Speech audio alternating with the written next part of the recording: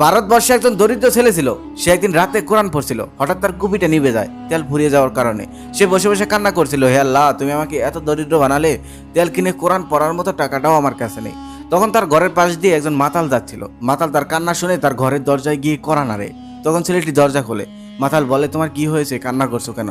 ছেলেটি তখন সবকিছু খুলে বলে। এটা শোনার পর মাতাল বলে, তুমি এখানে থাকো, আমি তোমার জন্য তেল কিনে নিয়ে আসছি। কিছুক্ষণ পর মাতালটি ফিরে আসে এবং এক টিন তেল নিয়ে আসে আর বলে, আমি জীবনে অনেক মদ খেয়েছি, অনেক টাকা নষ্ট করেছি, আজকে থেকে ঠিক করলাম আর কখনো মদ খাবো না।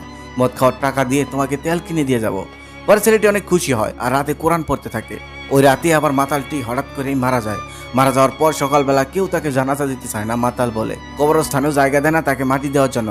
তারপর সবাই মিলে তাকে নিয়ে জঙ্গলে ফেলে আসে।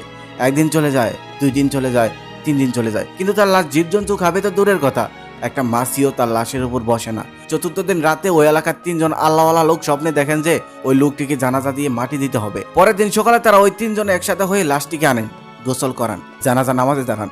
কিন্তু সে মাতাল হওয়ার কারণে তার জানাজায় তেমন একটা লোক হয় না। তারপর জানাজা শেষে হুজুর সাহেব বলেন, আচ্ছা কেউ কি আসো এই লোকের একটি ভালো কাজের কথা বলতে পারবে? তখন জানাজা নামাজে দাঁড়ানো একজন লোক সামনে এসে বলেন, হ্যাঁ আমি বলতে পারবো। কয়েকদিন আগে সে আমার দোকানে তেল কিনতে গিয়েছিল আর বলেছিল জীবনে অনেক খারাপ কাজ করেছি, আজকে একটা ভালো কাজ করলাম, দেখি এই ভালো কাজের জন্য আল্লাহ আমাকে মাফ করেন কিনা। তারপর জানাজা নামাজের একদম লাস্টে থেকে বাচ্চাটি কেঁদে কেঁদে আসেন, ওই বাচ্চাটি যে বাচ্চাটিকে সে তেল কিনে দিয়েছিল। তারপর বাচ্চাটি সবার উদ্দেশ্যে বলেন, আজকে রাতে আমিও একটা স্বপ্ন দেখেছি।